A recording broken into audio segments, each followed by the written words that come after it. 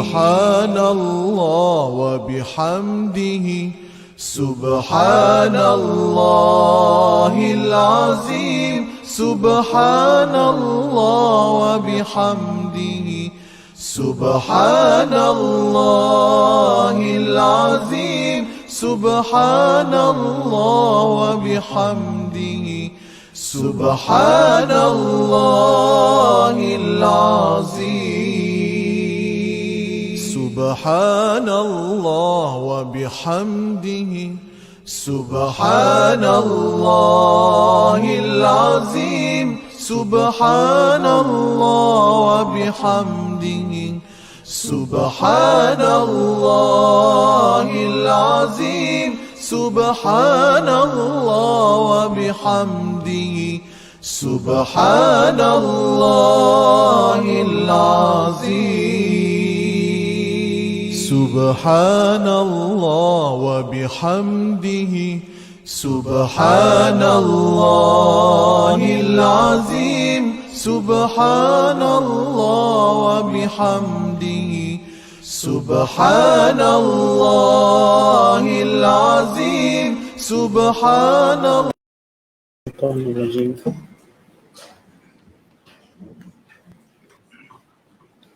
بسم الله الرحمن الرحيم.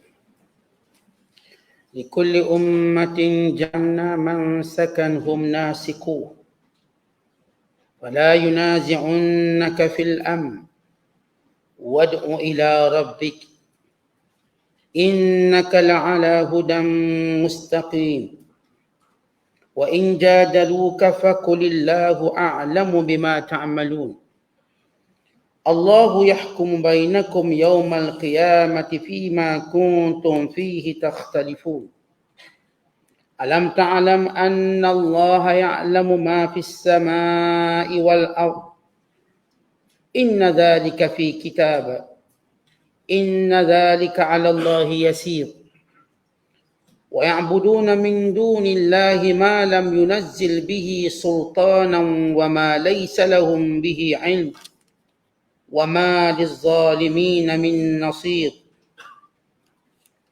وإذا تتلى عليهم آياتنا بينات تعرف في وجوه الذين كفروا المنكر يكادون يسطون بالذين يتلون عليهم آياتنا قل أفأنبئكم بشر من ذلكم النار وعدها الله الذين كفروا وبئس المصير يا أيها الناس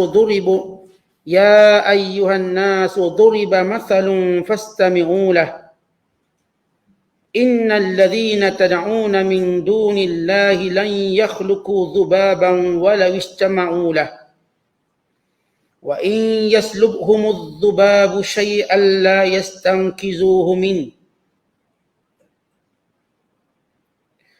ضعف الطالب والمطلوب ما قدر الله حق قدره إن الله لقوي عزيز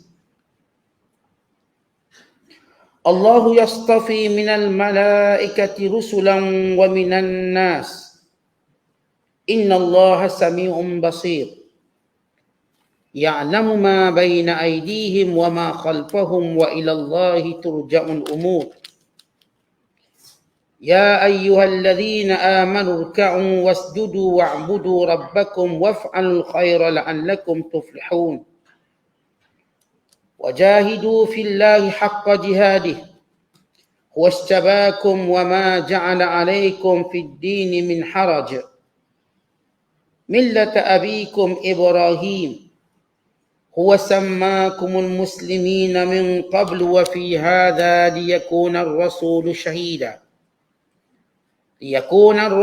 شهيدا عليكم وتكونوا شهداء على الناس فأقيموا الصلاة وآتوا الزكاة واعتصموا بالله هو مولاكم فنعم المولى ونعم النصير صدق الله العظيم.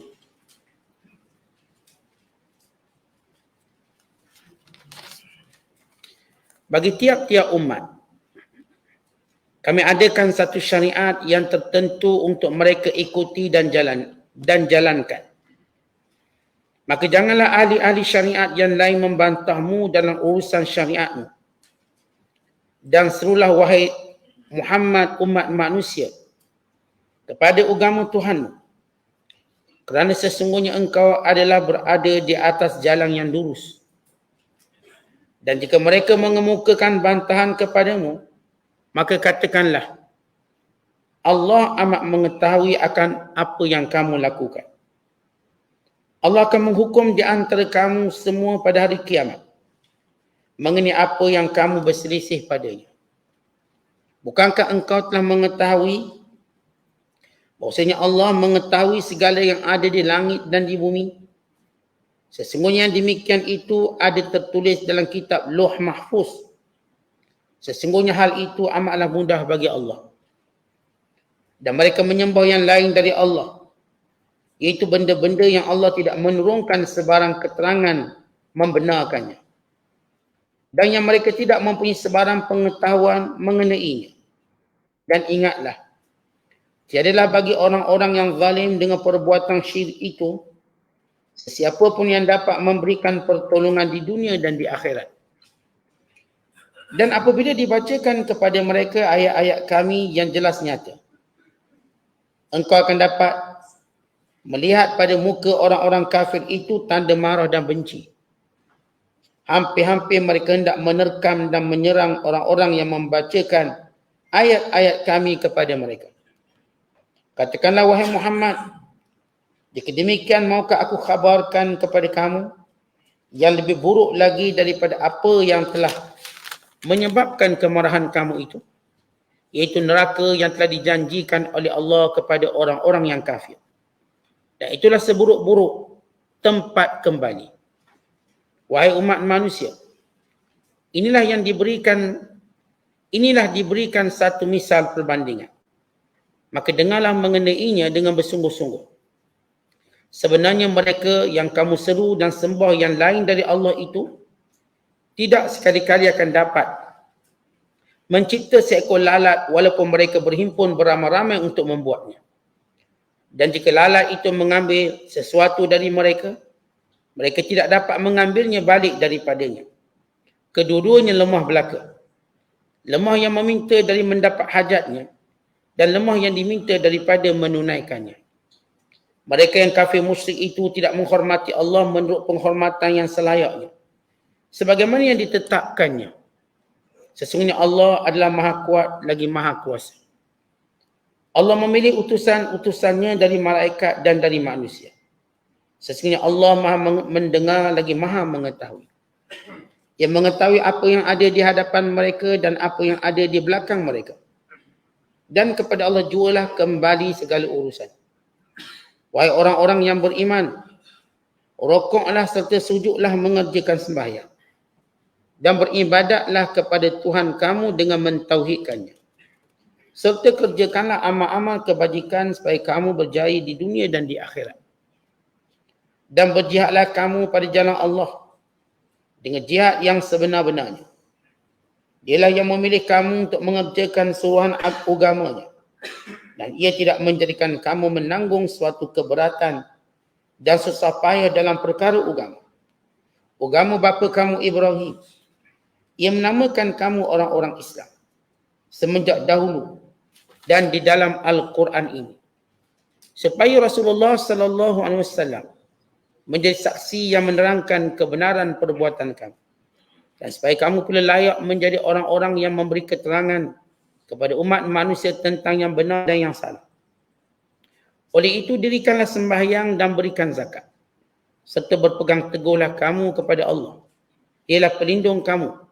Maka Allah yang demikian sifatnya, dialah sahaja sebaik-baik pelindung dan sebaik-baik pemberi pertolongan. Kita berada pada ayat-ayat terakhir suratul Hajj. Bermula ayat 67 sehingga ayat 78. Sekaligus menamatkan penafsiran suratul Hajj, surah yang ke-22 pada juzuk yang ke-17 ini, yang menyentuh persoalan ketuhanan, kenabian atau kerasulan dan yang menyentuh tentang perkara yang berkait dengan hukum hakan pensyariatan serta berkait dengan hari kiamat. Kalau sebelum ini kita bacakan ayat tentang kekuasaan Allah SWT, dalil-dalil untuk membezakan berhala yang disembah atau apa sahaja yang disembah selain Allah SWT. Maka Allah dengan segala sifat yang sempurna, yang menciptakan, sama ada menciptakan masa yang berupa pertukaran malam dan siang, atau yang menurunkan rezeki melalui hujan yang diturunkan sehingga tumbuh tumbuhan, sehingga subur segala haiwan ternakan. Demikian juga Allah menjelaskan bahawa semua makhluk Allah tertakluk dan tunduk pada peraturannya. Mau ataupun tidak mau, ada peraturan Allah yang perlu diikuti, yang perlu ditunduki oleh semua makhluknya. Kemudian Allah menyebut antara nikmat Allah menjadikan segala yang di muka bumi ini di bawah kawalan manusia. Sebagai satu rahmat dan sebagai satu kelembutan Allah Ta'ala kepada sekalian umat manusia. Kemudian Allah Ta'ala menjelaskan pada ayat yang kita bacakan sebelum ini, bahawa yang menghidupkan, yang mematikan dan membangkitkan semula ialah Allah SWT. Walau ramai manusia yang kufur, yang engkar, yang tidak mahu mempercayainya. Kemudian Allah Ta'ala menjelaskan tentang antara sifat rahmat Allah.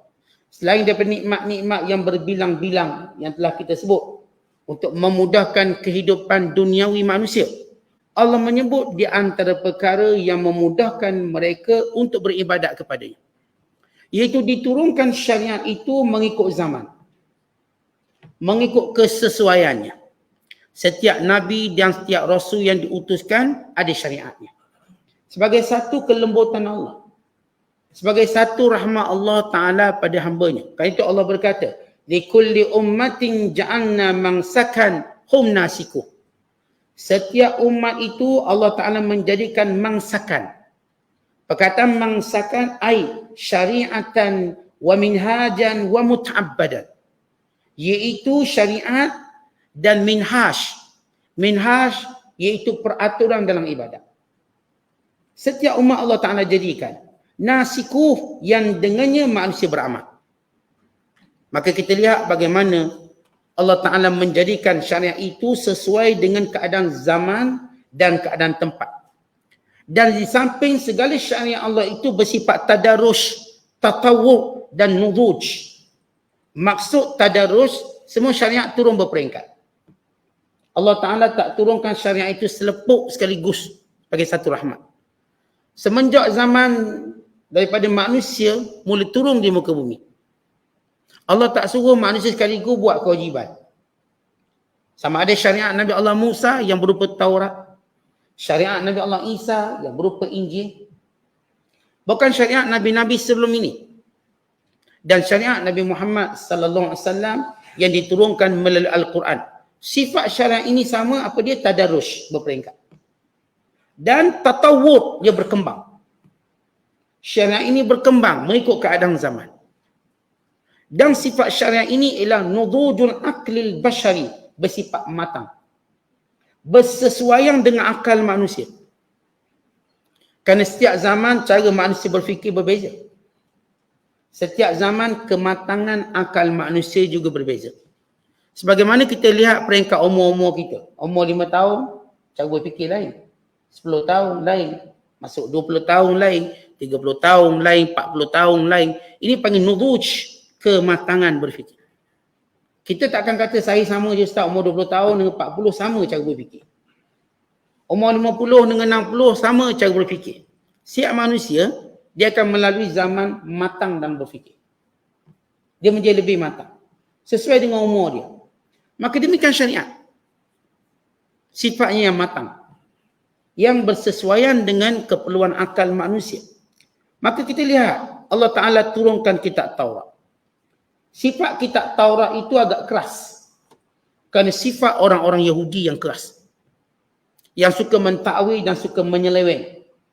Maka turun syariat yang lebih bersifat keras untuk mereka berpegang teguh dengannya. Kemudian Allah Ta'ala menurunkan kitab Injil, penyempurna kepada kitab Taurat. lebih kepada bersifat kerohanian dan bersifat kasih sayang. Oleh kerana orang Yahudi ni, dia hidup dalam keadaan kekerasan. Dengan penindasan Fir'aunnya, dengan perhambaannya, dan sifat mata benda mereka, materialistik mereka tu tinggi sebab mereka hidup zaman Fir'aun. Nilai waktu itu ialah materialistik. Kerana itu Qarun mendapat kedudukan kerana materialistik. Maka fahaman materialistik ini telah menjiwai dan telah berlaku kepada jiwa orang-orang Yahudi. Sampai hari ini. Orang Yahudi mereka materialistik. Dari sudut apa-apa. Mereka letakkan keutamaan kepada maddah. Pada benda, harta. Itu cara mereka. Maka turun syariah yang lebih bersifat keras. Untuk menyucikan diri mereka daripada sifat sayang pada harta benda. Sebab itu zaman mereka, harta peperangan atau disebut ghanimah tidak dibahagikan. Tapi dibakar. Turun api dari langit lalu membakar ghanimah. Kerana mereka ini terlalu cintakan harta. Berbeza dengan umat Muhammad. Ghanimah dibahagikan. Antara orang-orang yang berperang. Zaman dulu tak boleh bagi. Kerana materialistik mereka terlalu kuat. Maka semua harta rampasan perang itu dibinasakan. Mereka diajar berperang kerana Allah, display. Sama gini, tuan-tuan, bila kita didik budak nakal, budak tak dengar kata, maka yang kita pegang hutang je lah. Sebab dia tak dengar kata. Ni budak-budak Henry Geni. Sekolah jahat. Kita sebut sekolah jahat. Dia ambil order-order yang muka ketak belaka. Kenapa? Didikan, keraskan sifat kesalahan dia. Maka datang pula orang-orang Kristian, sifat mereka agak lembut. Sifat mereka lembut. Dan padri-padri mereka berbeza dengan robai-robai Yahudi. Maka apa yang dibicarakan dalam kitab Injil lebih bersifat kasih sayang. Lebih bersifat tentang cinta. Maka ia lebih bersifat kerohanian. Kan itu kita lihat orang yang namanya padri, mereka lebih bersifat rahib, kerohanian. Duduk je dalam biara atau gereja. Tak nak ambil dunia langsung. Tak nak terlibat dengan dunia. Yang Yahudi nak terlibat sangat dengan dunia. Yang Kristian pula tak nak terlibat dengan dunia. Mereka tak nak kahwin, tak nak beranak. Ini orang-orang Kristian. Mereka aja hidup hanya melihat zuhud. Mereka tak makan benda berdaging, benda berdarah.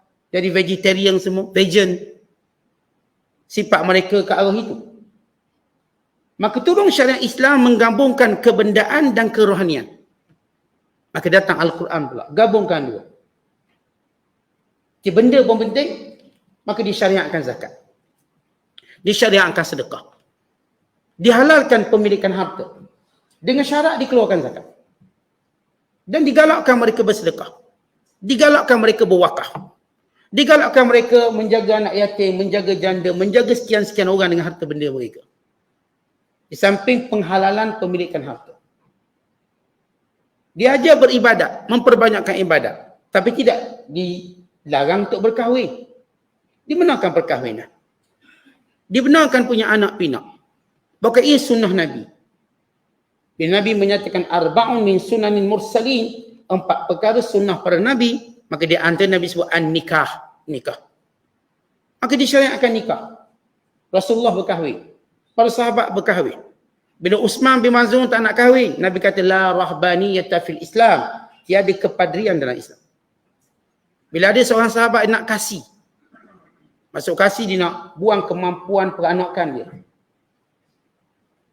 Kemampuan kelakian dia nak buang. Dia atau disebut dalam bahasa tabatul atau khosi. Nak kasih. Maka Rasulullah mendengarnya, Nabi berkata, man ghariba an sunnati falaysa minni. Yang benci pada perkahwinan dia bukan umat aku. Maka lihat bagaimana turunnya Al-Quran sesuai dengan keadaan zaman itu pula. Sehingga Al-Quran menjadi penutup kepada semua wahyu dan kitab suci.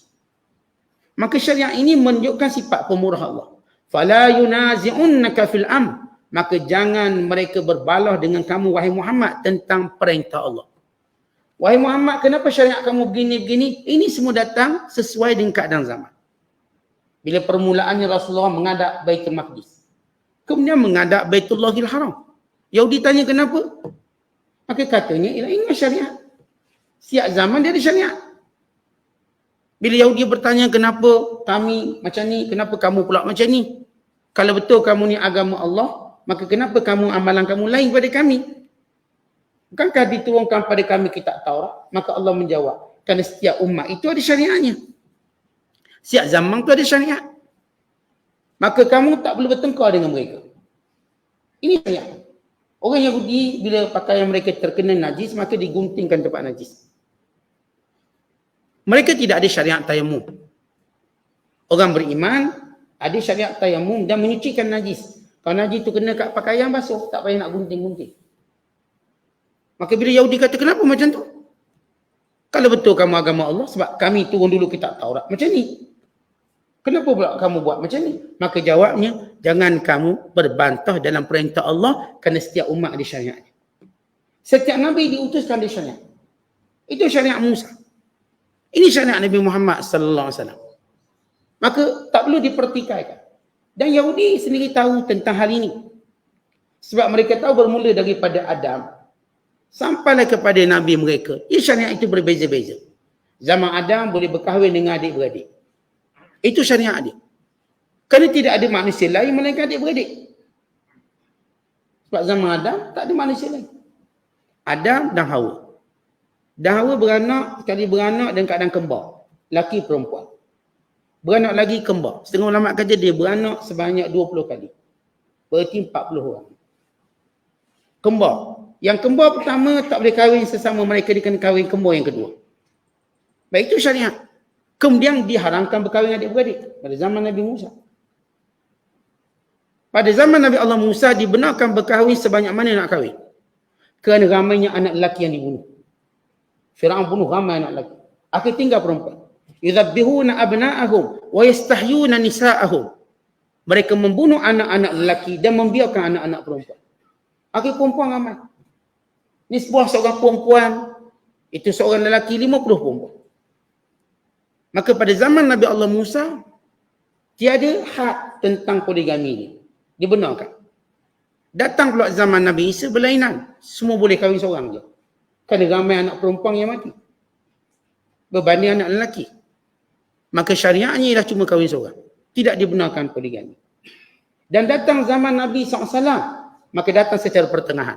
Rasulullah datang ke Madinah, Nabi dapati ada seorang lelaki berkahwin 10. Dah jadi budaya kabilah 10. Lalu kata Nabi SAW, amsik arba'an wa farik sa'irahunna. Pegang 4, cerai yang lain. Yang lain kena cerai, 4 je kamu kena pilih. Maka datang Islam syariatnya pertengahan. Maka di sini kita melihat, tak ada pun orang boleh nak argui syariat yang berbeza. Yahudi atau musyrik Mekah atau sesiapa sahaja bila kata Islam ni kata dia agama Allah, kenapa berlainan dengan Yahudi, kenapa berlainan dengan Kristian? Kan sama-sama agama samawi. Jawapannya kerana setiap syariat tadi berbeza, setiap umat, setiap Nabi berbeza syariat. Kita baca zaman Nabi Allah Sulaiman. Dibenarkan zaman Nabi Allah Sulaiman buat patung-patung. Tak ada masalah. Sebab tak ada orang berani semua patung. Kerana jin-jin dan setan-setan buat telapak kaki Nabi Allah Sulaiman. Jadi jin setan tak berani tipu manusia untuk duduk belakang berhala lalu berkata, inilah Tuhan kamu. Tak berani. Zaman Nabi Allah Sulaiman tak ada masalah nak bina patung-patung. Kerana Nabi Allah Sulaiman menguasai jin. Menguasai syaitan. Syaitan tak berani mensyirikkan manusia. Menjadikan manusia syirik. Mereka dihukum. Nabi Allah Sulaiman pantau mereka semua ni. Jin-jin, setan-setan. Maka tak berani mereka. Itu zaman syariat Nabi Allah Sulaiman. Tetapi selepas itu lain. Diharamkan bina patung walaupun tak disembah. Zaman syariat kita tak boleh buat patung. Nak meniaga ke atau sebagai maskot ke, buat patung.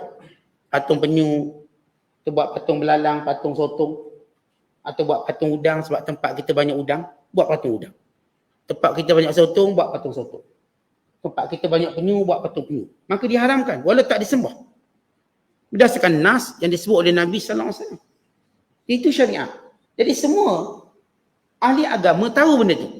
Umpama kita ambil contoh gini. Setiap negara ada undang-undang. Boleh faham tak? Setiap negara ada undang-undang. Kalau tuan-tuan pergi Singapura, tuan-tuan agui undang-undang Singapura. Kenapa Singapura macam ni? Malaysia lain lah. Itu Malaysia ni Singapura. Kita pergi pula Amerika. Kita marah pula undang-undang mereka ni. Maka orang mereka kata, ini undang-undang mereka. Yang kamu cakap tu undang-undang Malaysia. Kita pergi pula Jerman. Ini undang-undang Jerman. Di Jerman dia ada highway dia, kena lari lebih pada 200. Kalau bawa slow kena saman. Kena saman. Lalu kita pun nak buat cara Jerman datang ke Malaysia. Bawa 200. Oleh pun tahan, awak ni lebih hak laju. 110. Kat Jerman okey je. Lah itu undang-undang Jerman, ni undang-undang Malaysia. Bukankah mudah kita faham undang-undang negara? Kalau setiap negara ada undang-undang, apatah lagi Nabi-Nabi dan Rasul ada syariat dia.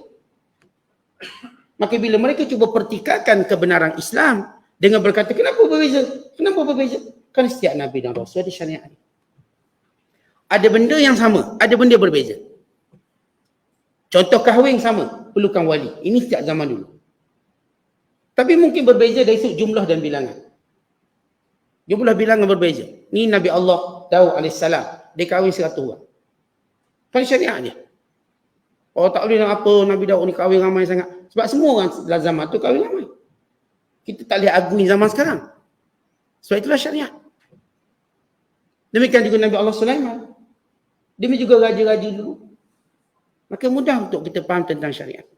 Kemudian kata Allah Ta'ala selepas itu, Wadu ila rabbik, maka hendaklah kamu sentiasa menyerahkan urusanmu kepada Allah.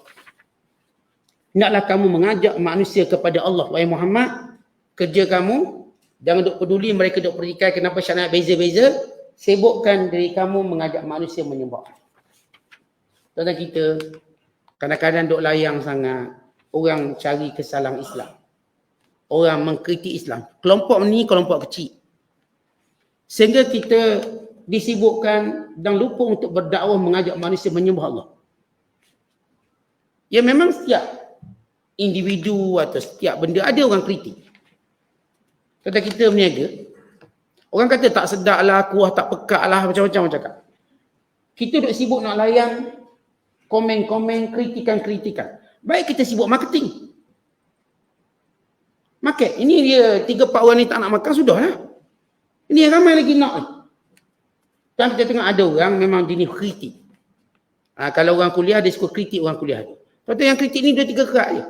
Yang nak dengar tu ramai. Maka kenapa kita tak sibukkan untuk menyampaikan kebenaran?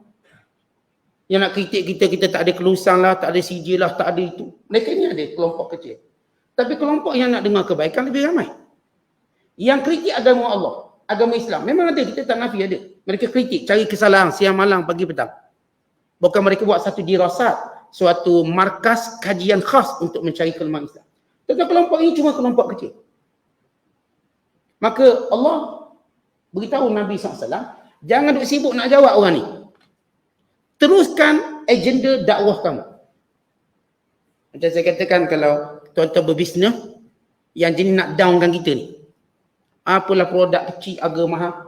Apalah harga-harga Yahudi. Macam-macam cakap ni. Dia nak downkan kita. Tuan-tuan kalau kita nak jawab dalam Facebook, kita nak jawab benda dia, dah habis gitu je. Baik kita buat marketing je. Cerita ni produk kita. Yang nak kritik, biar dia mati dengan kritikan dia. Last kali kita pun meniaga bagus. Yang kritik ni diam lah. Jadi kalau kita nak jawab semua kritik tentang Islam, bab tu, bab ni, mereka nak kritik belaka. Mereka buat kelompok itu, kelompok ini, NGO tu, NGO ni. Kita nak jawab Siti Kasim tiap-tiap hari ni. Misalnya, buang masa. No point. Nak jawab kritikan dia, no point. Maka lebih baik kita cerita tentang Islam. Keindahan Islam. Perkara-perkara lain tentang Islam. Maka akhirnya orang pun ramai. Itulah kelemahan kita umat hari ni. Kita tak sibuk dakwah pada jalan Allah.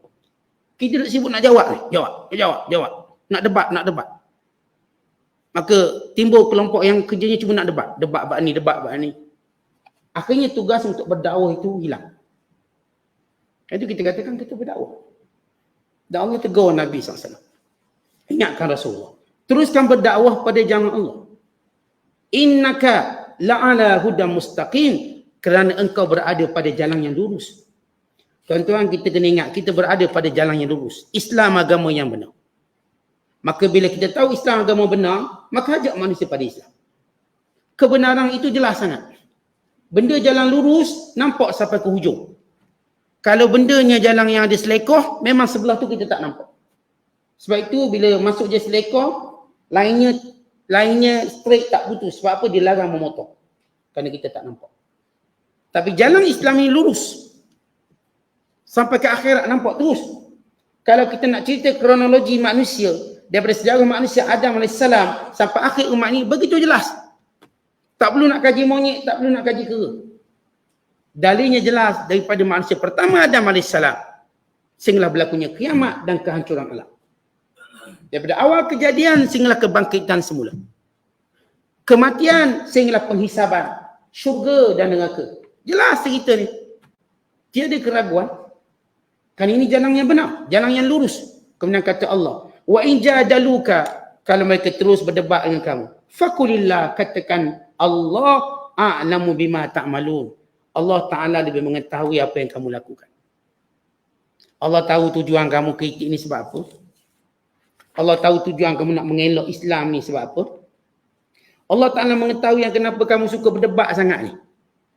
Walau kamu tahu ia jelas dan benar. Ini ayat ini merupakan satu amaran. Contoh kalau orang suka kritik kita, kita kata, saya tahu sebab apa awak kritik saya. Awak dengki dah tu. Orang kalau kritik kita, last kali kita, saya tahu kenapa awak kritik saya.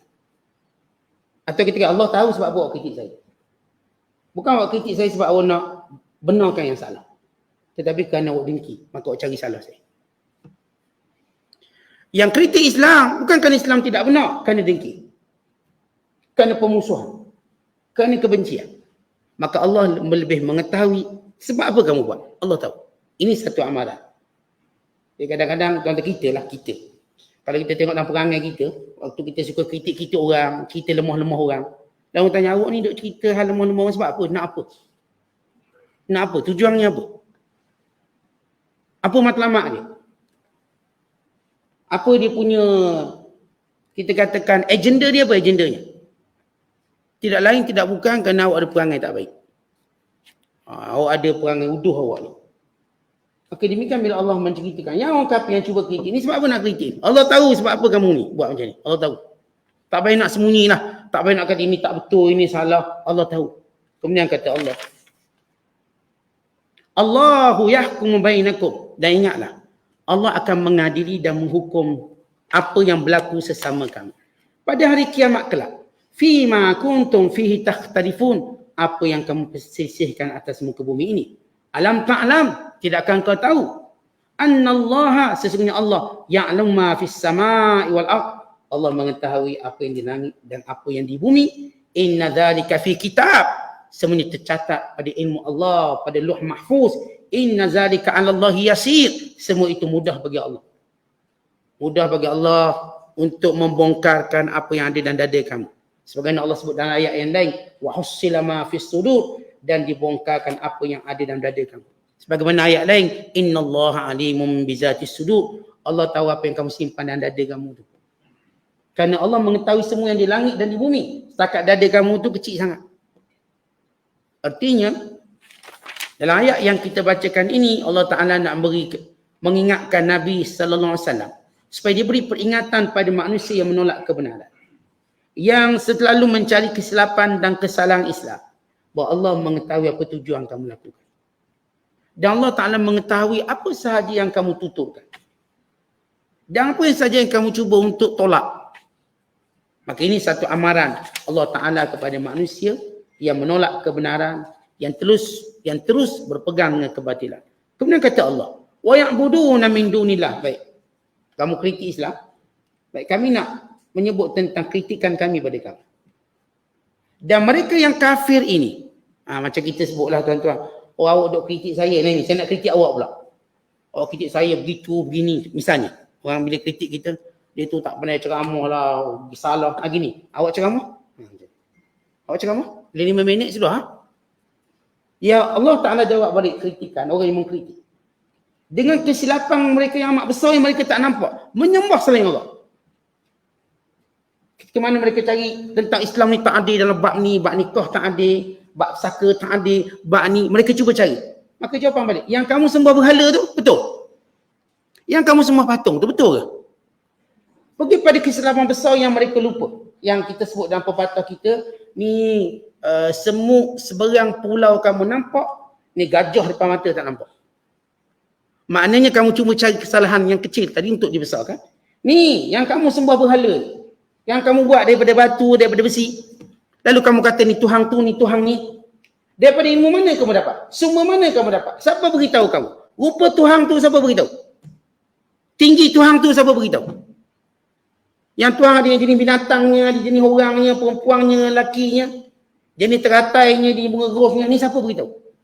Allah kata, wa ya'buduna min dunillah, mereka menyembah selain Allah. Malam yunazzil bihi sultana, Allah tak pernah turunkan keizinan. Wa ma laysa lahum bihi in, dan mereka juga tak pernah ada ilmu tentang Tuhan tu. Maknanya kalau dicari sumber Tuhan yang mereka sembah, mana sumber dia? Mana kitab sucinya? Mana wahyunya? Yang kata patung ni Tuhan. Yang kata patung ni berkuasa. Yang kata patung ni mencipta. Yang menyatakan patung ini yang menghidup dan mematikan. Yang mendengar doa. Yang mengkabulkan permintaan. Mana bukti? Tentang benda jelas. Dan memang patung tu dibuat. Memang dibeli, memang dijual, memang didagangkan. Memang diukir, memang dibina oleh manusia. Nak kata Tuhan macam mana? Maka Allah beri, Allah tunjuk kesalahan besar mereka. Ketika mana mereka nak cari, kenapa syariat Islam berbeza-beza? Siap zaman ni berbeza-beza. Kenapa Nabi ni cakap lain, Nabi tu cakap lain? Nak tunjuk kontra antara agama Samawi. Mungkin soalan yang kami tanya, yang Allah tanya balik pada manusia yang mengkritik. Habis yang kamu sembah berhala? Siapa yang izin kamu? Siapa yang beri nama? Siapa yang kata dia Tuhan? Mana ilmu bahawa dia Tuhan? Kemudian kata Allah, wa ma lizzalimin min nasir, dan orang zalim. Zalim kerana mereka buat sesuatu yang bukan yang benar. Zalim kerana mereka buat sesuatu dengan kejahilan mereka tanpa sumbernya. Min nasir, tak akan dapat sebarang pertolongan. Dengan kata lain, mereka tidak akan dapat atau tidak akan ada sebarang hujah. Allah tak akan tolong mereka dan mereka tak akan ada hujah apa pun. Hujah apa? Untuk menyatakan bahawa inilah dia mazhab mereka. Dan mereka tidak ada pembantu yang akan menolong mereka daripada mendapat azab Allah dan kemurkaan. Kemudian kata Allah, wa idza tutla alaihim ayatuna, bila dibacakan kepada orang kafir yang sembah berhala ayat-ayat kami tentang Tuhan. Bila baca ayat Quran yang cerita tentang berhala, bila baca Quran, ayat-ayat berkaitan dengan keesaan Allah, kekuasaan Allah, dan Allah yang mencipta, Allah yang menghidup, Allah mematikan. Ta'rifu fi wujuhil ladzina kafaru munkar. Kamu tengok wajah mereka tak seronok, tak suka. Bila baca ayat Al-Quran tak suka. Suka dengar lagu tak faham, okey. Dengar lagu orang asli pun okey. Bila dibaca je Quran marah. Tu marah. Kita buka kat airport Quran marah. Buka kat kedai marah. Buka mana tempat mereka marah. Menunjukkan bagaimana sikap anti mereka pada ayat Allah. Apatah lagi yang membicarakan tentang ketuhanan. Kerana menzahirkan kebodohan yang jelas mereka dalam mengadakan sembahan selain Allah. Yakadun, hampir mereka. Yastuna, melompat. Yastun ni hampir melompat nak serang, nak menerkam. Dalam pimpinan Rahman terjemah menerkam. Perkataan sutu. Maknanya orang ni macam dia melompat marah. Contoh kalau orang tu marah, dia macam melompat nak marah. Nak marah, nak terkam orang tu. Billadzina, untuk menerkam orang-orang yang yatluna alaihim, yang membaca ayat itu pada mereka. Ini Abdullah bin Mas'ud. Bila dia masuk Islam, perkara pertama dia buat ialah dibaca Quran depan ramai orang kafir. Apa yang dibaca? Dibaca Ar-Rahman. Dibaca surah Ar-Rahman. Baca. Akhirnya orang kafir keliling dia pakai belasah dia. Pukul dia. Sampai lembek. Hanya baca Quran kena pukul. Baca Quran kena pukul. Ini yang belum masuk suara sedap. Kerana mereka bencinya pada Al-Quran, maka dipukul. Lalu orang pun selamatkan belum masuk. Bila dia sedar daripada pengsan. Dia nak pergi baca lagi. Aku nak ulang balik baca. Walau dah kena pukul tu, nak baca. Kuatnya iman dia. Dan sebab itu di antara apa yang dilakukan oleh orang kafir yang musuh Islam, menjauhkan orang Islam daripada membaca Quran. Dan menjauhkan umat Islam daripada dia perdengarkan Quran. Biar dalam hidup kita dengar lagu je. Kedai makan dengar lagu, itu dengar lagu, semua tempat dengar lagu. Dalam kereta kita dengar lagu, di rumah dengar lagu. Dalam TV kita dengar lagu. Supaya tidak ada ruang Quran dibaca. Dia baca bila apa? Bila kena gangguan, baru baca Quran. Dalam rumah kalau ada Quran, kenapa? Ada gangguan. Saya pergi ada satu jabatan kerajaan. Diperdengarkan Quran. Saya kata, Ji, kenapa buka Quran? Saat bangunan ni banyak hantu. Sebab tu kita buka Quran. Ada gangguan. Jadi ada seorang tu cadangkan buka Quran. Ini bangunan besar ni. Maksudnya beratus kaki tangan ni. Buka Quran ada azab. Sebab ada hantu. Ni hantu dalam diri tak nampak. Hantu dalam bangunan nampak. Tuan-tuan kalau tuan-tuan tak suka baca Quran, tak suka dengar Quran, dalam diri kita ada hantu. Mana ada syaitan lah. Tak suka dengar. Dan saya katakan inilah dia benda yang dilakukan di akhir zaman menjauhkan kita dari Quran. Sehingga Quran bukan menjadi bacaan wajib kita. Yang bacaan wajib Facebook. Facebook memang baca. Tengah kuliah pun baca Facebook. Update Facebook. Tengah kuliah. Bukan kuliah sini lah. Kuliah kat lain. Ada pula terasanya. Maknanya dari sudut bagaimana kita didekatkan dengan dunia yang macam tu. Bukan Al-Quran. Sedangkan kita lihat kehidupan Rasulullah sebelum tidur baca Quran. Dan setiap waktu Nabi SAW baca Quran. Nabi bercakap guna ayat Al-Quran. Nabi dakwah guna ayat Quran. Tak ada benda-benda yang lain melainkan Al-Quran. Sehingga jadi generasi Quran. Jilul Quran. Ya sahabat-sahabat semua tahu Quran. Jadi kalau dibaca Quran semua boleh sambung. Hari ni semua dengar lagu dan semua boleh sambung lagu. Kita baru gerak bibik mulut kita. Yang lain tolong sambung dah. Dah tahu lagu apa Ustaz nyanyi. Tahu. Oh dia punya cepat tangkap. Kenapa dah biasa? Kena pula jenis lagu TikTok lagi cepat gitu. Baru ni lagu ni dah tahu. Jadi ini zaman kerosakan. Dijauhkan daripada kita daripada Al-Quran. Kul, katakan kepada mereka wahai Muhammad yang duk marah sangat baca Quran ni, yang nak merekam orang baca Quran, afa unabbiukum bisyarrin min dzalikum, mau tak aku beritahu kepada kamu kesan buruk daripada kelakuan kamu itu? An-naru wa'adaha Allahu alladhina kafaru, neraka yang dijanjikan oleh Allah kepada orang kafir. Wa bi'sal masir, seburuk-buruk tempat. Allah lah kamu nak terkam orang baca Quran, nak marah orang baca Quran, tempatnya dalam neraka. Neraka yang Allah janjikan kepada setiap pembenci Al-Quran. Ayat ini menjadi dalil siapa yang benci pada Quran jadi kafir.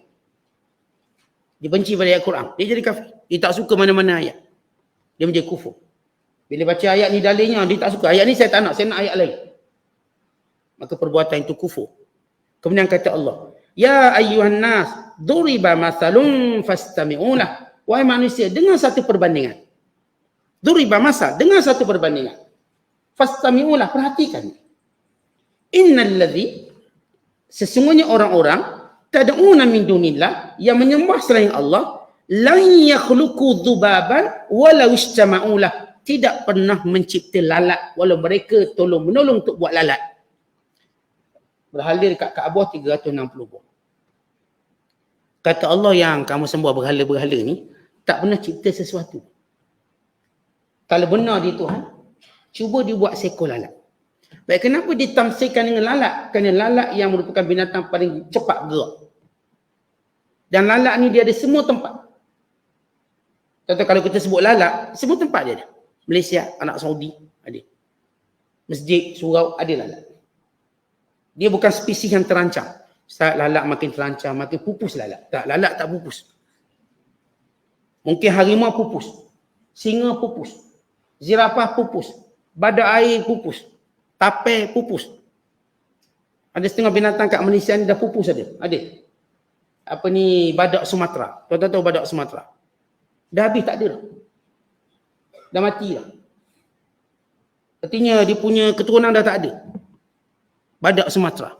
Orang hutan hampir pupus. Paksa bela orang hutan. Kos bela orang hutan ni jauh lebih tinggi pada kos yang lain-lain. Sebab dia nak pupus. Tapi tak ada lagi orang buat. Sebab kita nak bela lalat, makin pupus lalat. Ni makhluk paling banyak. Merata. Yang dia singgah semua tempat. Tahi dia singgah. Tempat wangi pun dia mungkin singgah. Badan kita pun dia singgah. Telinga kita pun dia singgah. Kalau kita tengah solat, lalat, oh habis kita.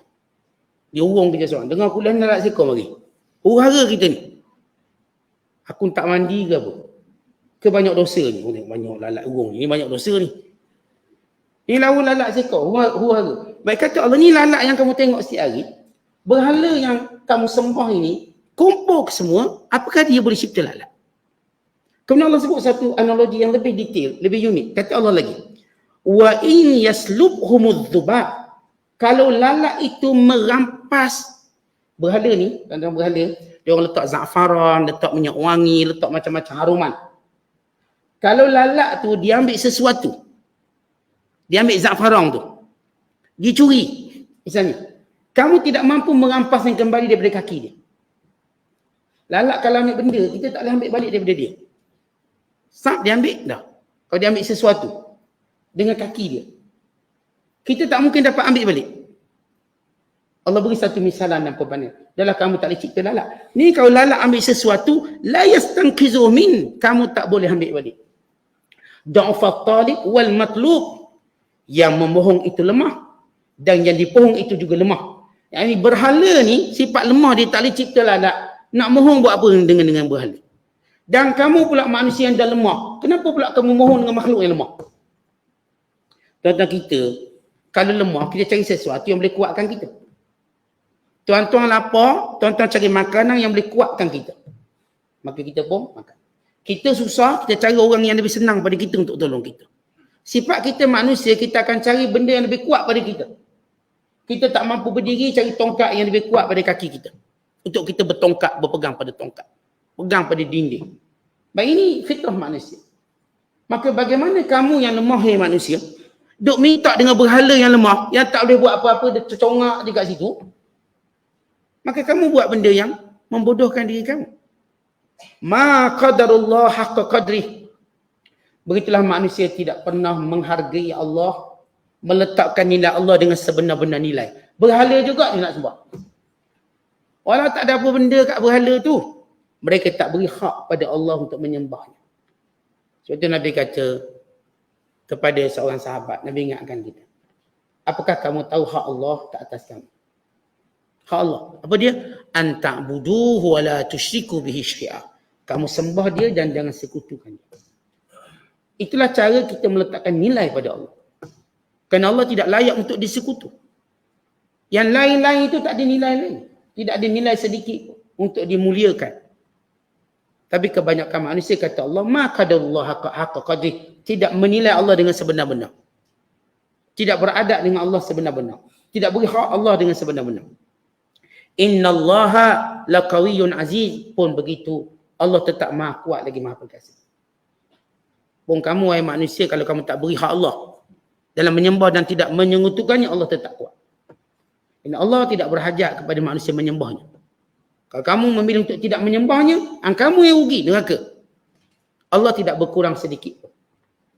Sebagaimana keimanan kamu tidak menambah pada Allah, kekufuran kamu tidak mengurangkan Allah. Tetapi semua keimanan atau kekufuran kembali pada kamu manfaat dan mudarat. Kemudian kata Allah, Allahu yastafi minal malaikati rusula wa minan nas. Allah lah yang memilih di kalangan malaikat itu rasul dan di kalangan manusia. Jadi di sini ada malaikat yang menjadi rasul. Yang ini malaikat-malaikat yang diberi tugas seperti Jibril, Mikail. Dalam kelompok-kelompok malaikat itu ada yang Allah Ta'ala pilih malaikat-malaikat tertentu dengan kerja dan peranan tertentu. Maka ini pilihan Allah. Allah pilih Jibril untuk turunkan wahyu. Allah pilih Israfil bagi meniup sangkakala. Yang malaikat ni banyak, bilion bertrilion. Maka di kalangan mereka Allah pilih untuk menjalankan tugas tertentu. Dan sama juga di kalangan manusia Allah pilih jadi rasul. Nak beritahu tentang hak memilih itu hak mutlak Allah. Bahawa menjadi rasul bukanlah suatu yang diusahakan oleh manusia, yang dicita-citakan oleh manusia, tapi pilihan Allah. Maknanya orang tak boleh tanya, awak apa cita-cita? Cita-cita saya nak jadi Nabi. Cita-cita saya nak jadi Rasul. Tak boleh. Sebab itu bukan benda kasbi. Itu benda wahbi. Wahbi maknanya pemberian Allah. Bukan kasbi, bukan benda yang kita ikhtiar. Bukan kita, saya nak didik anak saya sungguh-sungguh, biar lepas tu dia dapat jadi Nabi. Dia tak akan jadi Nabi. Kita didik biar dia hafal Quran banyak, sekian-sekian. Lepas ni tak boleh jadi Nabi dia. Tak boleh. Macam mana pun hebat tak boleh jadi Nabi. Kan Nabi ni bukan cita-cita, dia bukan jawatan. Ia anugerah Allah. Yang lain tuan-tuan boleh cita-cita. Nak jadi apa? Perdana Menteri boleh. Cita-cita nak jadi Perdana Menteri boleh. Cita-cita nak jadi raja pun boleh. Boleh ke Ustaz cita jadi raja? Boleh. Carilah negeri sini buat jadi raja. Kerana ada seorang Johor ni hamba Allah. Dia pergi satu tempat, ditabarkan dirinya menjadi Raja Nusantara. Saya kenal orang tu. Dan diberikan anugerah. Ada orang kita ni yang kita katakan mabuk dengan anugerah. Ambil gelar Tan Sri, Datuk Sri daripada dia. Dia gelar diri dia Raja Nusantara. Dia orang Johor ni jadi raja. Takut ada nak ikut jejak langkah dia. Saya boleh cadangkan nama dia. Jadi ni cerita, maknanya kalau hal lain tak mustahil pun. Siapa nak jadi raja tak mustahil pun. Nak jadi Perdana Menteri tak mustahil pun. Tapi nak jadi Nabi mustahil. Sebab ia pilihan Allah. Allah pilih. Dan tidak ada lagi Nabi. Tidak ada lagi Nabi. Macam mana pun orang tu baik, dia tak akan ada lagi dia Nabi. Sebab dia tu macam Nabi tak ada.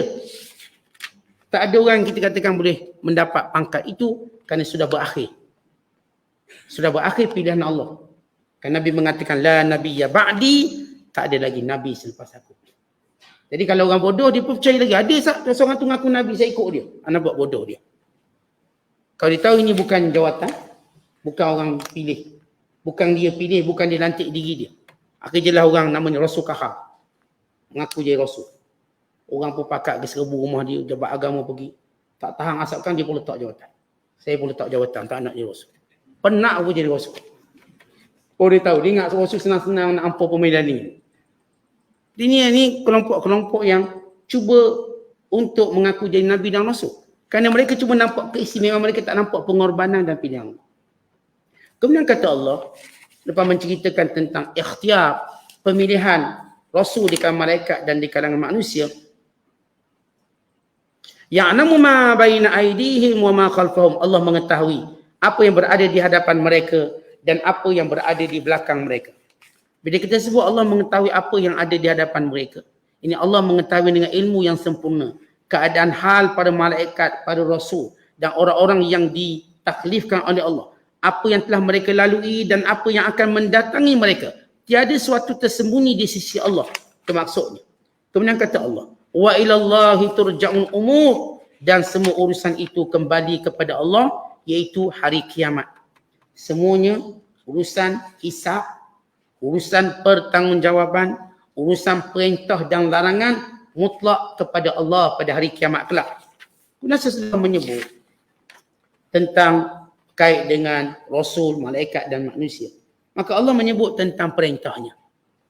Awamir tashri' wal ahkam. Kata Allah, wahai orang yang beriman, rukuklah, sujudlah, sembahlah Tuhan kamu dan lakukan kebaikan, semoga kamu berjaya. Lepas Allah menjawab segala kebatilan penyembahan berhala, Allah pergi kepada tujuan orang beriman ataupun tujuan hamba dalam beribadat kepada Allah. Maka Allah Ta'ala menyebut tentang ibadat yang perlu mereka lakukan dalam kehidupan mereka sehari-harian, iaitu mereka hendaklah senantiasa untuk rukuk dan sujud dan untuk menyembah Allah dan melakukan kebaikan setiap masa. Maka kerana itu adalah punca kejayaan di dunia dan di akhirat. Wajahidu fillah haqqa jihadih, dan berjuanglah pada jalan Allah, yakni menegakkan agama Allah, menyebarkan dakwah dengan harta benda, dengan diri, dengan tenaga, dengan ilmu, dengan kata-kata, dengan mata pedang dan segalanya pada jalan Allah. Huwasyabakum, dan ini adalah pilihan Allah pada kamu. Ini syariat yang Allah Ta'ala pilih untuk kamu, dan bila mana kita melaksanakannya, bila mana kita melaksanakan perintah Allah, Allah sedang memilih kita. Macam mana kita tahu Allah sedang memilih kita? Bila kita buat perintah Allah. Bila mana kita menyebut nama Allah, itu tanda Allah pilih kita menyebut namanya. Sebab itu kita kena rasa bertuah bila kita buat perintah Allah, kerana Allah sedang pilih kita. Dan kita kena rasa sedih kalau kita tak mampu buat perintah Allah, kerana Allah tidak memilih kita. Tentang kita kan, kalau orang pilih kita rasa seronok. Dipilih untuk jadi anggota tu lah, anggota ni seronok, dipilih. Lalu kita secara automatik berfikir, apa peranan saya nak buat ni? Sebab saya sudah dipilih. Dipilih jadi AJK masjid. Oh, seronok gitu. Lalu kita akan tanya tugasnya apa? Maka Allah memilih kita. Bila Allah Ta'ala mengilhamkan kepada kita untuk melaksanakan perintah, meninggalkan larangan, berarti Allah sedang memilih kita. Sebab itu kita kena senantiasa bersyukur bila dipilih untuk buat baik. Dan kena rasa sedih kalau kita terlepas buat baik. Jangan pula kita gembira dengan beri alasan pula yang kita sebut semalam. Yang kerja nak beri alasan. Dia ingat alasan tu seronok sangat. Ya, seronok untuk dia sementara. Seketika. Atau cuma nak cover line. Supaya orang jangan tengok buruk dia. Realitinya dia melakukan perkara yang merugikan diri dia. Sebab ibadat ni untuk kita, bukan untuk orang lain. Saya datang ke masjid, saya datang kuliah, bukan untuk fulang bin fulang, untuk saya lah. Bekalang saya. Kenapa pula saya nak beri alasan untuk menghilangkan bekalang saya? Ini kerana saya takut orang pandang saya begitu, begini. Tapi ini bukan urusan orang dalam amalan. Urusan ni berkait kita dengan Tuhan. Bila mana kita Allah beri kekuatan buat baik, maka bergembira. Seronok. Kita doa biar sentiasa boleh buat baik. Jangan esok cari alasan apa pula tak nak buat baik. Lusa nak cari alasan apa pula tak nak buat benda tu. Maka kita merugikan diri kita.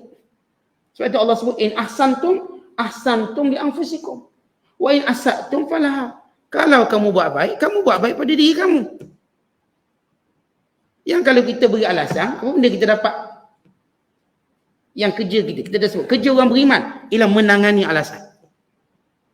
Tidak membiarkan alasan itu umpama arus. Kalau kita dah ikut arus, dia hanyut sampai jauh. Sampai ke mana-mana kita. Kena lawan arus tu. Kalau kita arus tu bawa kita pada ni air terjun jatuh mati kita. Lawan arus. Lawan menegak ke, menyerong ke. Yang kita tahu kita kena lawan arus ni. Alasan tu umpama arus dia boleh bawa kita hanyut sampai jauh. Tahu-tahu habis kita. Maka kerja kita, lagi mana Allah beri usia dan tenaga, cari jalan untuk mengatasi alasan dalam ibadat. Kita tak ada idea, tanya orang yang banyak idea. Saat saya ni sentiasa masalah saya begini. Macam mana cara dia? Mungkin orang ni lebih berpengalaman. Oh, caranya macam ni, macam ni. Saya ada masalah ni misalnya. Lemah semangat. Atau cepat ikut kawan. Kalau kawan tak buat baik, saya pun tak nak buat. Saya jenis ikut kawan. Atau jenis saya tengok orang Ustaz. Ni kalau Ustaz ni ceramah, saya pergi Ustaz lain, saya tak nak pergi. Saya budaya saya macam tu. Kita kata ini budaya yang tak sihat. Kadang-kadang bila kita pilih Ustaz, dalam keadaan kita nak buat baik dan tidak berkurangan kebaikan, maka pilihlah, tak ada masalah. Macam kita pilih makanan. Dia masalahnya memang tak ada pilihan lain melainkan yang tu, maka kita kena buat juga. Tuan-tuan boleh pilih makanan kalau makanan tu banyak. Kalau makanan tu je ada, tuan-tuan nak pilih juga, kebululah kita. Mana itu je ada. Dan kita nak pilih, tak nak saya tak makan nasi-nasi, saya makan spaghetti. Tuan-tuan boleh makan spaghetti, itu pilihan tu banyak, ada spaghetti, ada sekian. Pilihlah, tak ada hal. Tapi kalau kita ada satu ni makanan, tak makan kita kebulu, kita lapar. Maknanya dalam, misalnya dalam seminggu, ni je ustaz kuliah, ni je ustaz ada. Tak ada pilihan ustaz lain. Kalau kita tak dengar, memang tak dengar terus. Lalu kita rugi. Duk lepak kat rumah, tak tahu nak kerja apa. Yang rutin biasa kita buat, kita pun tak buat. Akhir kita mula jadi seronok. Alasan kita cuma boleh dengar ustaz tu, ustaz lain kita tak dengar. Tentang ini ialah orang yang merosakkan dirinya sendiri. Sebab kebaikan, bila benar Allah beri kita kebaikan, kita akan ambil semua. Ambil semua daripada kita duk menganggur tak buat baik. Jadi di sini kita kena faham tentang bagaimana Allah ilhamkan kita kebaikan. Kemudian kata Allah, wa ma ja'ala 'alaikum fid din min haraj. Baik, Allah tidak pernah jadikan dalam agama ni susah. Dan itu yang menjadikan seorang itu tidak halal memberi alasan. Sebab agama ni tak susah. Alasan apa? Tuan-tuan, kalau anak kita suruh buat kerja senang, dia beri alasan, tuan-tuan marah. Kita kata, Mang pergi angkut sayur kat depan pintu tu. Sayur bendi beratnya baru 300 gram. Budak ni berat 30 kilo. Dia kata, tak nak lah, muak berat lah. Kita berat apa 300 gram? Kau tu berat 30 kilo. Kita marah tak diberi alasan tu? Sebab benda tu senang, kita marah. Budak pun malas. Makan je nak banyak. Buat kerja malas. Sama juga agama. Agama ni ringan je. Dia suruh bangun subuh sekejap, solat subuh. Oh, tak boleh bangun juga. Sekejap bangun sekejap, solat subuh. Lepas tu tidur lah. Oh, saya nak tidur sangat ngantuk. Bangun sekejap, solat subuh. Dia suruh berhenti sekejap, solat subuh. Lepas tu main lah nak main. Dia suruh berhenti sekejap, solat asar. Lepas tu buatlah kerja kamu nak buat. Dia suruh berhenti sekejap, dengar kuliah. Lepas tu lantak mula nak buat apa. Artinya agama tu mudah. Tak susah. Artinya apa yang diperintahkan oleh Allah sifatnya mudah. Allah suruh kita tutup aurat. Bila tutup aurat? Bila kita nak muamalah dengan orang. Dia ada rumah nak telanjang-telanjang lah. Siapa marah? Dok nak bilik air tak nak pakai baju, orang suka kamu lah. Kita tak marah. Tapi bila kamu duduk depan orang, tutup aurat. Bila kamu nak buka semua, jangan duduk depan orang. Duduk depan kambing ke lembu, tak ada hal. Maksudnya mudah. Islam bila suruh satu benda tu senang. Bila suruh keluar zakat, tak banyak, setahun sekali keluar. 2.5%, tak banyak. Susah ke 2.5%? Kita masih ada lagi 97.5. Masih cemerlang. 2.5 je keluar. Maka orang yang saya katakan beri alasan, orang ni tak lihat sifat agama tu mudah. Mereka macam kita bagi tamsilang, budak yang berat, suruh angkat benda ringan, dia kata berat lah mak. Kita kata bukan barang tu berat, mu ni berat. Maksudnya malas. Bukan syariat tu susah. Kita susah, kita masalah kita. Kemudian kata Allah, millata abikum Ibrahim. Ini adalah kesinambungan daripada syariat Nabi Allah Ibrahim dan melaksanakan kebaikan. Kerana kebanggaan orang Arab nisbah pada Ibrahim. Ini kesinambungan. Macam kita lah, kita kan bangga dengan kesinambungan keturunan kita. Ini Ustaz, resepi bonda. Resepi keturunan saya orang Banjar. Bangga. Ini resepi keturunan saya orang Pantai Timur. Bangga tak? Bangga sebab dia kesinambungan. Dengar pula kita, Ustaz, saya dapat tahu sejak 2 menjam ni, Ustaz, saya ni keturunan Mak Kilau. Dah. Dia claim dah. Dia bangga. Sebab saya asal orang Pahang rupanya. Tak perasan. Duk jauh-jauh lama sangat. Duk makan tempe lama sangat. Lupa dia orang Pahang. Cek rupanya keturunan Mak Kilau. Tapi belah mak, Ustaz. Belah mak. Kalau dia claim tu sebab apa? Dia bangga dari sudut keturunan. Ni, orang Arab, dia bangga dengan keturunan Ibrahim. Mereka kata kami keturunan Ibrahim. Ni yang bina Kaabah. Keturunan Ibrahim. Maka kata Allah, melakukan ibadat, ketaatan inilah kesinambungan daripada Nabi Allah Ibrahim. Tidakkah kamu mau berbangga dengan kesinambungan ini? Tuan-tuan, kita bangga tak kalau benda ni lah kesinambungan keturunan kita? Kita bangga lah. Kalau kita tahu surau ni, keturunan kita buat. Bangga. Surau tu Ustaz, saya punya moyang buat. Masjid tu Ustaz, saya punya atuk buat. Dah bangga, jadilah Tok Imam. Ni makmum pun tak jadi. Tapi bangga dengan surau keturunan dia. Kita kan ada satu sifat berbangga dengan kesinambungan kita. Sebab tu bila orang buat kedai kata ni, kedai bermula tahun 83. Ni kedai, ni ada satu kedai kunafa ni. Kunafa terkenal. Dia kata ini bermula daripada tahun 83. Bangga dia, ni kunafa ni. Seolah kunafa baru-baru ni jangan harap boleh sayang kami. Kami dari lama. Kesinambungan dulu. Apa nama yang buat kunafa, siap misai gulung tu, dia kunafa. Berbangga dia, satu Turki dia. Jangan ada orang lawang dia punya kunafa dia. Itu cerita dia kesinambungan. Kerana setiap manusia berbangga kesinambungan dia. Baik, ini kesinambungan agama atuk kamu Ibrahim. Huwa sammakum muslimina min qabl, dan dialah yang menamakan kamu sebagai orang Islam. Artinya tercatat dalam syariat Nabi Allah Ibrahim, yang menyembah Allah itu namanya Muslim. Sebab itu kita sebut Muslim, Islam Muslim bukan zaman Nabi Muhammad SAW sahaja. Bermula daripada syariat Nabi Allah Ibrahim, bukan sebelum itu. Sebab itu Islam agama tertua mengatasi agama berhala.